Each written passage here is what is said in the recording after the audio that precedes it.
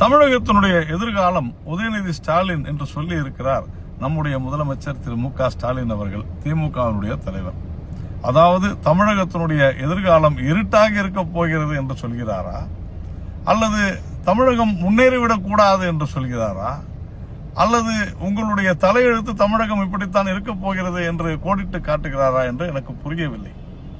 ஒரு பொறுப்பற்ற நபராக, அமைச்சராக, ஒரு பொறுப்பற்ற தலைவராக, ஒரு பொறுப்பற்ற மனிதராக தொடர்ந்து இந்து மக்களை, சனாதன தர்மத்தை இழிவுபடுத்தி பேசி வரும் உதயநிதி ஸ்டாலினை மக்கள் ஏற்பார்களா?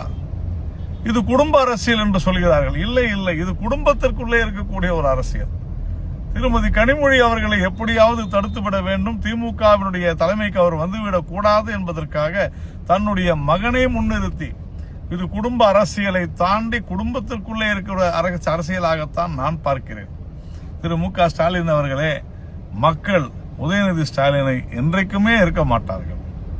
ரத்தீஷையும் அதே போன்ற அவர்களுடைய நண்பர்களையும் மக்கள் ஏற்றுக்கொள்வார்களா? அதனால ஆகாஷ் போன்ற, ரத்தீஷ் போன்ற, விக்ரம் ஜூஜு போன்றவர்கள் எல்லாம் திரு உதயநிதி ஸ்டாலினை கைவிட சொல்லுங்கள், பிறகு பார்ப்போம். அதே போல எத்தனை ஷாக்கள் வந்தாலும் தமிழகத்தை ஆள முடியாது என்று சொல்லி இருக்கிறார் திரு மு க ஸ்டாலின் அவர்கள். 1976ஆம் ஆண்டு ஷா உங்களுடைய ஆட்சியை கலைத்ததோடு மட்டுமல்லாமல் 14 வருடங்கள் திமுகவை தமிழகத்தினுடைய அவுட் ஆஃப் கண்ட்ரோலே வைத்திருந்தார்கள் என்று உங்களுக்கு தெரியுமா திரு மு க ஸ்டாலின் அவர்களே? அன்றைக்கு ஒரு ஷா இதை செய்தார். இன்றைக்கு எங்களுடைய ஷா தமிழகத்திற்கு வந்து அற்புதமாக ஒரு கூட்டணியை பரிந்துரை செய்து இன்னும் 14 வருடங்களுக்கு குறைந்தது திமுக தமிழகத்தினுடைய அவுட் ஆஃப் கண்ட்ரோல்ல தான் இருக்க போகிறது என்பதை புரிந்து கொள்ளுங்கள் ஸ்டாலின் அவர்களே.